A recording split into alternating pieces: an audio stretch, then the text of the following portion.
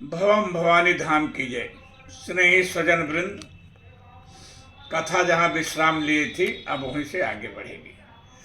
आज सुमंत जी और इन असुरों की भी यही दशा है। यह मृत्यु को प्राप्त करना श्रेष्ठकर समझ रहे हैं, परंतु राम को छोड़कर अवध नहीं लौटना चाहते। तभी तो जल और चारा छोड़ रखा है। सुमंत जी की स्थिति को देखकर धीरज धारण करके निषाद राज गुह ने सुमंत को अनेक प्रकार से समझाया बुझाया और किसी तरह व्याकुल और तड़प रहे मंत्री सुमंत को जबरन लाकर रथ में बैठाया। धरि धीरज तब कहे निषादु, अब सुमंत्र परिहरहु विषादु। तुम पंडित परमारथ ज्ञाता, धरहु धीर लखि विमुख विधाता। विविध कथा कही कही मृदुबानी, रथ बैठार्यो बर बस आनी। परंतु मात्र रथ पर बैठा देने से क्या होगा। सुमंत्र में रथ हाँकने की सामर्थ्य ही नहीं बची है। शोक से पूरा शरीर शिथिल हो गया है। श्री राम के वियोग की पीड़ा से सुमंत छटपटा रहे हैं। रथ पर बैठ तो गए परंतु रथ हाँक नहीं सके। शोक शिथिल रथ सकई न हाके, रघुबर बिरह पीर उर बाकी। रथ हाँकते भी तो कैसे, जब रथ में लगे घोड़े ही चलने को तैयार नहीं है। उनकी तो यह दशा हो गई है जैसे जंगल से मृग लाकर रथ में जोत दिए गए हों, जो कभी भी रथ में न चले हों। ऐसे अनभ्यस्त घोड़ों की तरह इधर उधर दाएं बाएं भाग रहे हैं। घोड़ों को संभालना मुश्किल हो गया है। चरफराहि मग चलहि न घोरे, चरफराहि मग चलहि न घोरे। बन मृग मन हुआ निरथ जोरे।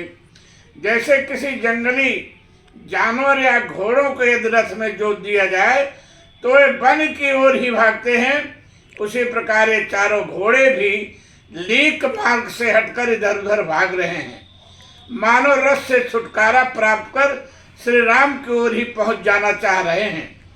घोड़े तो बेचारे मूक हैं, बोलकर अपनी व्यथा व्यक्त नहीं कर सकते, परंतु उनकी व्याकुलता और श्री राम के प्रति उनके अगाध प्रेम का अंदाजा इसी बात से लगाया जा सकता है कि मार्ग में भी अगर कोई राम लक्ष्मण सीता का नाम ले लेता है, यह शब्द इन अक्षरों इन अश्वों के कानों में पड़ते हैं तो ये घोड़े हिंकारी मारकर इधर उधर देखकर राम को ही पूछते हैं, राम को ही ढूंढते हैं।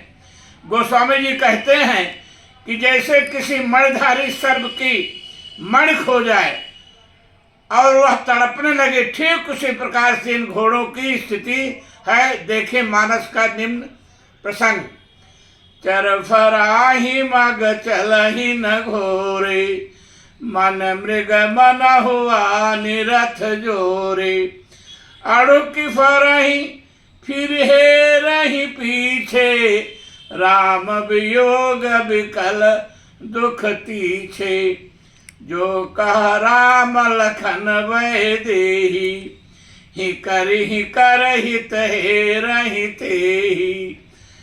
बाज बिरह गत कही किम जाते, बिनु मनि फन कभी कल जही भाती। निषाद राज ने देखा कि सुमंत जी इन चार घोड़ों को कैसे संभाल पाएंगे, इसलिए वो अपने चार आदमियों को रथ पर के साथ कर दिए। सुमंत और अश्वों की यह दशा देखकर निषाद राजगुह ने अपने चार अच्छे सेवक बुलाकर सुमंत जी के साथ किया।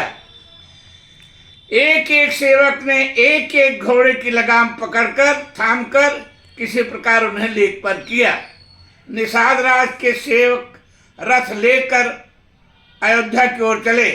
भयउ निषाद विषाद बस देखत सचिव तुरंग बोल सुसेवक चारितव दिए सारथी संग गुह सारथी फिर पहुँचाई बिरह विषाद बरन नहीं जाई चले अवध लई रथ ही निषादा ओहि छन मगन विषादा।